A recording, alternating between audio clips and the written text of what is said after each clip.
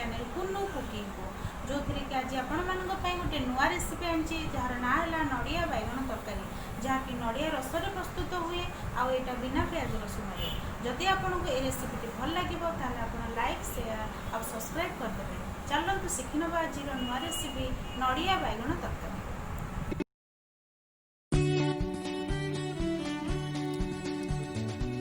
प्रथम pressure cooker बसैकी gas on करिया।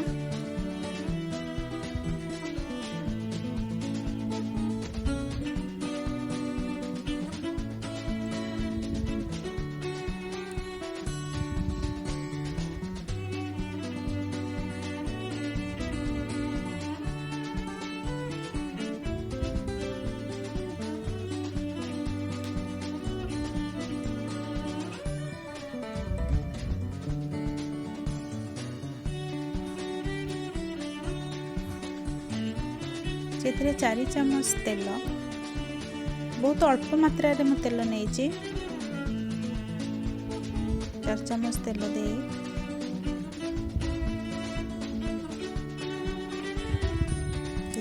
सब जो स्पाइसेस अच्छी से गुड़ाक मिसई दबा। चलो गरम हो गला एबे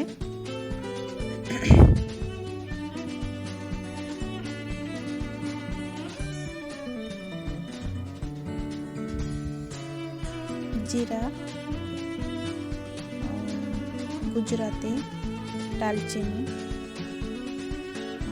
लंका गुंड हल्दी गुंड धनिया गुंड पकईकरी गोलई दबा।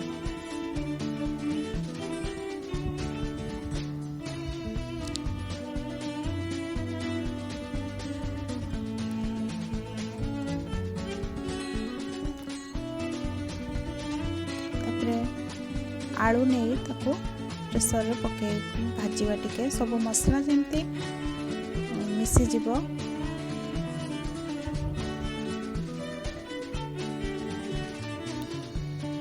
आलू टिके भाजी हो जीव एरा बहुत शीघ्र हो जाए और बहुत भल भी लगे अल्प तेल रे भी आलू टिके भाजी हो गला परे बैगण लंबा लंबा काटी से बैगण को से आलू सहित मिसई दबा। मिसईके ताकू टिके भल से गोलई दबा।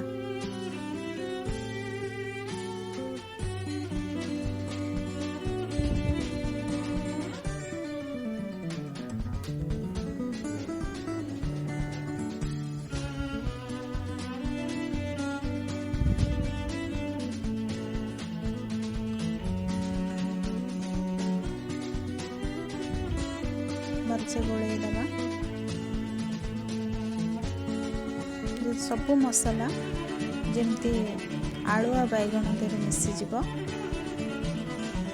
बहुत कम तेल नहीं जोटा कि देहपाई भी भल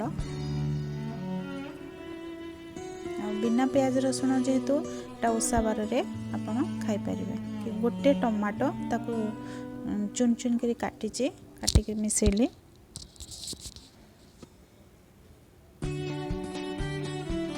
भल से गोलई दबा।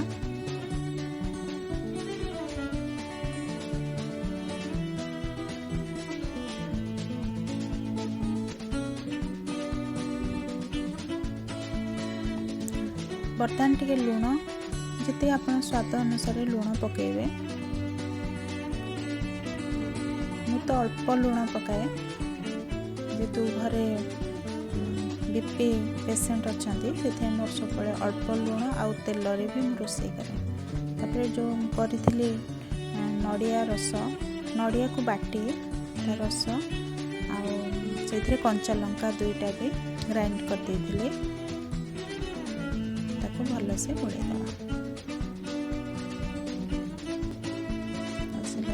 आम से पानी ऐड करवा।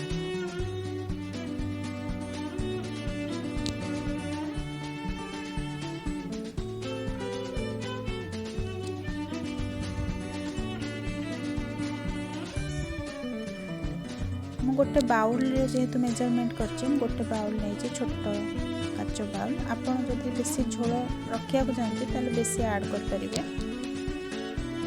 ଏଇଟା ସାଧାରଣତଃ ଅଳ୍ପ ପାଣି ଦେଲେ ଭଲ ଟେଷ୍ଟ ଲାଗେ। ଆପଣ ଅଳ୍ପ ପାଣି ଦେବେ। ତାପରେ ଆମେ ତାକୁ ବନ୍ଦ କରିଦେବା ଓ ହୁଇସିଲକୁ କାଢ଼ିଦେବା। ବେଶୀ ନାହିଁ, 10 ମିନିଟ୍ ଭିତରେ ହେଇଯିବ। ହେଲା ପରେ ତାପରେ ଆପଣ ଗୋଳେଇ ଦେବେ।